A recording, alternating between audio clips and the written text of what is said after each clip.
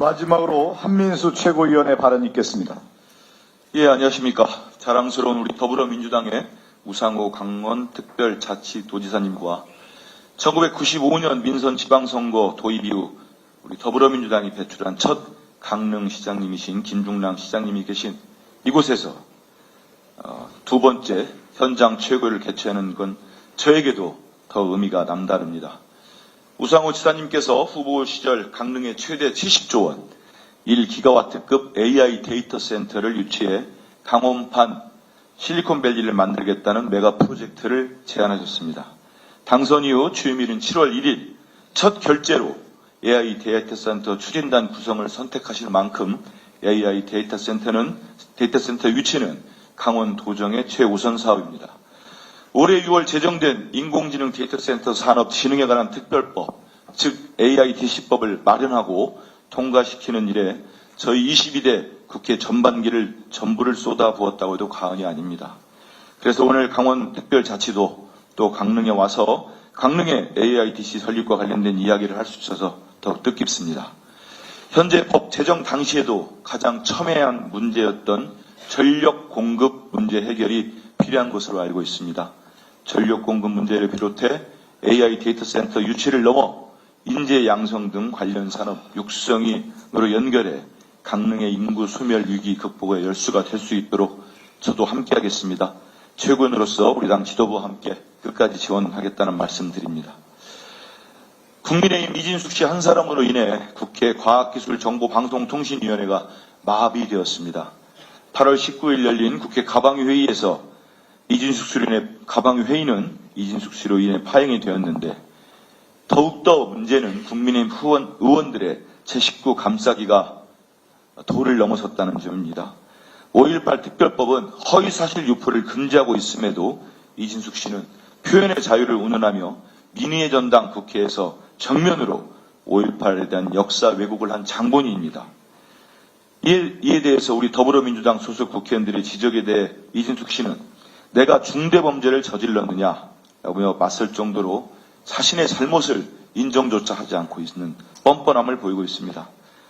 그런데 해당 현장에서 국민의힘 의원들은 표현의 자유를 들어 옹호하며 학술 관련 내용은 면책된다고 억지를 부리고 있습니다. 이진숙 씨는 아울러 이번 5.18 역사 왜곡을 고리로 인지도를 올릴 심산으로 기이한 행동까지 보이고 있습니다. 자신의 유튜브 채널에 더불어민주당 소속 국회의원들의 상임위 자료를 보좌진을 시켜 뒤에서 몰래 찍어 방송하는 불법 촬영을 하기에 이르렀습니다. 5.18 영신을 모독하고 역사적 사실을 정면으로 왜곡한 이진숙은 국회의원으로서 자격이 없습니다.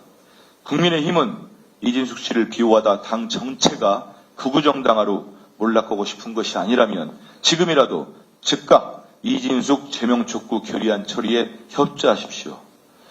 아울러서 이진숙 씨와 관련한 조속한 문제 해결을 위해 김민석 당대표님께서 어제 의원총회에서 말씀하신 윤리특위 구성 지연 시 본회의를 통과한 과반 의결로 국회의원 자격정지를 하는 법안에 대해서 저 역시 동의하고 있습니다.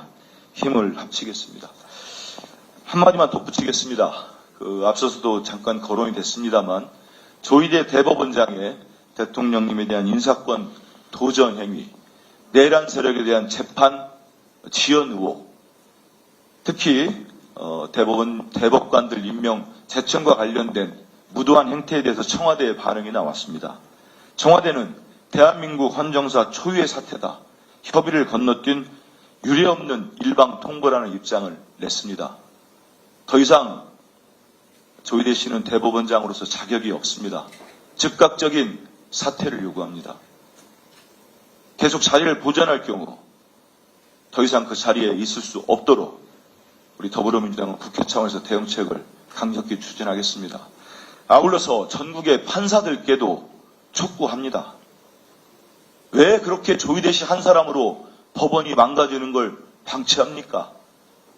더 이상 방치해서 어떤 결과를 맞으려고 합니까? 일말의 양심이라도 전국에 판사들이 있다면 바로 판사회의 소집하십시오.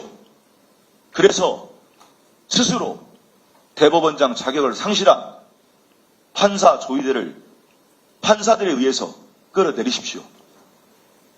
그 마지막 기회가 국민들로부터 법원이 신뢰받을 수 있는 조치를 취하는 겁니다. 이상입니다. 네.